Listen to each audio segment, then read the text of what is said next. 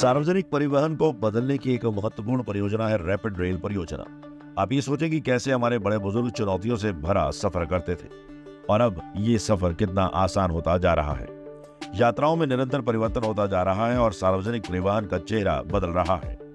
इसका एक उदाहरण भारत के गाजियाबाद मेरठ क्षेत्र में भारत की पहली सेमी हाई स्पीड ट्रेन प्रणाली रैपिड रेल का शुभारंभ एक जटिल प्रक्रिया के सफल अंत का प्रतीक है।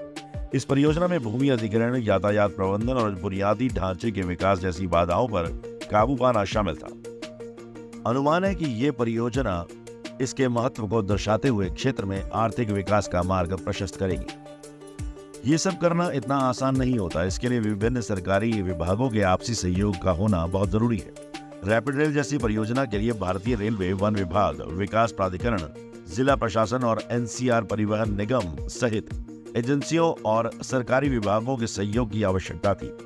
साथ मिलकर उन्होंने परियोजना की समय सीमा को पूरा करने के लिए अथक प्रयास किया। रास्ते में चुनौतियां भी आई।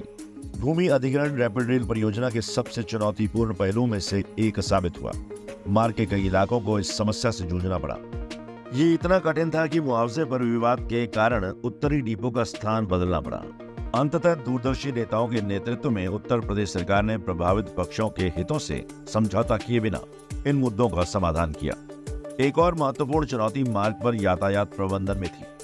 अत्यधिक आबादी वाले क्षेत्रों के निवासियों की चिंताओं को दूर करने और उनके डर को कम करने के लिए अधिकारियों द्वारा निरंतर प्रयासों की आवश्यकता थी। यह विशेष रूप से मेरठ में स्पष्ट किया गया था, जहां रैपिडेक्स मार्ग का एक बड़ा हिस्सा सुरंगों के माध्यम से भूमिगत गुजरता है। परियोजना को डिजाइन करना एक और महत्वपूर्ण आवश्यकता थी। रैपिडेक्स ट्रेनों को एक कॉरिडोर से दूसरे कॉरिडोर तक यात्रा करने के लिए एक निर्बाध कॉरिडोर के साथ यात्रियों के लिए निर्बाध यात्रा सुनिश्चित करने की आवश्यकता थी। ये डिजाइन कुशल यात्री आवाजाही और परियोजना को पर्यावरण अनुकूल हरित परियोजना बनाने के लिए आवश्यक था। ये कनेक्शन मल्टी मॉडल कनेक्टिविटी को बढ़ावा देने के लिए पीएम पावर के राष्ट्रीय मास्टर प्लान के अनुरूप स्थापित किया गया है।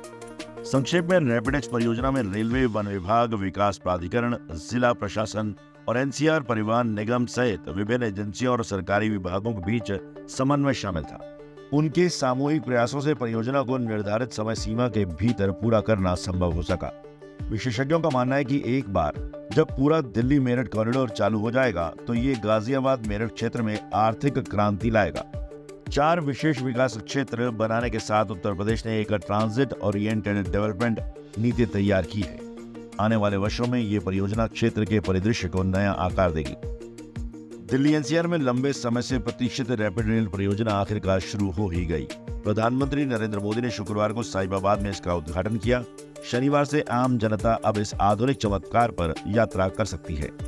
लॉन्च के अलावा ट्रेन को नमो भारत नाम दिया गया है, जो तकनीकी उन्नति में भारत की उत्कृष्टता का प्रतीक है। वर्तमान में ट्रेन साहिबाबाद और दुहाई के बीच 17 किलोमीटर का मार्ग तय करेगी। रास्ते में 5 स्टेशन हैं, जिनमें साहिबाबाद, गाजियाबाद, गुलधर, दुहाई और दुहाई डिपो शामिल है। परियोजना पूरी होने पर दिल्ली और मेरठ के बीच कुल 25 स्टेशन होंगे, जिनमें 4 भूमिगत स्टेशन भी शामिल हैं। रैपिड रेल परियोजना मानक और प्रीमियम दोनों श्रेणियों के लिए किफायती टिकट कीमतें प्रदान करती है। मानक श्रेणी के टिकटों की कीमत अभी न्यूनतम 20 रुपए और अधिकतम 50 रुपए के बीच है। उदाहरण के लिए साहिबाबाद से गुलधर तक यात्रा करने के लिए आपको केवल 20 रुपए का भुगतान करना होगा, जबकि साहिबाबाद से दुहाई डिपो तक की यात्रा के लिए आपको 50 रुपए खर्च करने होंगे। प्रीमियम श्रेणी की टिकटों की न्यूनतम कीमत 40 रुपए और अधिकतम 100 रुपए है। नमो भारत की ट्रेन यात्रा हवाई जहाज यात्रा के समान शानदार और आरामदायक होने का वादा करती है। ट्रेन में वाईफाई कनेक्टिविटी, विशाल और आरामदायक बैटरी की व्यवस्था और यहाँ तक कि बिजनेस क्लास कोचों में भोजन वितरण मशीनें भी हैं। यात्रियों को अपने यात्रा अनुभव को बेहतर बनाने के लिए मेट्रो सिस्टम की तरह ऑडियो विजुअल घोषणाओं तक भी पहुंच प्राप्त होगी। इसके अलावा ट्रेन की बड़ी डबल ग्लास और टेम्पर्ड खिड़कियां यात्रियों को सुंदर दृश्यों का आनंद लेने की अनुमति देती है। मेट्रो की तरह ही इसमें महिलाओं के लिए एक डेडिकेटेड कोच शामिल है। रैपिड रेल से दिल्ली और मेरठ के बीच यात्रा का समय घटकर मात्र 55 मिनट रह जाएगा। वर्तमान सड़क यात्रा काफी कठिन हो जाती है और अक्सर ट्रैफिक जाम से ग्रस्त रहती है। एक नियमित ट्रेन यात्रा में 2 से 3 घंटे तक का समय लग जाता है, जबकि रैपिड रेल बहुत तेज और कुशल विकल्प प्रदान करती है। एक बार पूरा गलियारा चालू हो जाने पर प्रतिदिन लगभग 8 लाख लोगों द्वारा इसका उपयोग करने की उम्मीद है। तीव्र रेल यात्रा में इस परिवर्तन से सालाना लगभग 2 लाख टन कार्बन उत्सर्जन में भी कमी आएगी।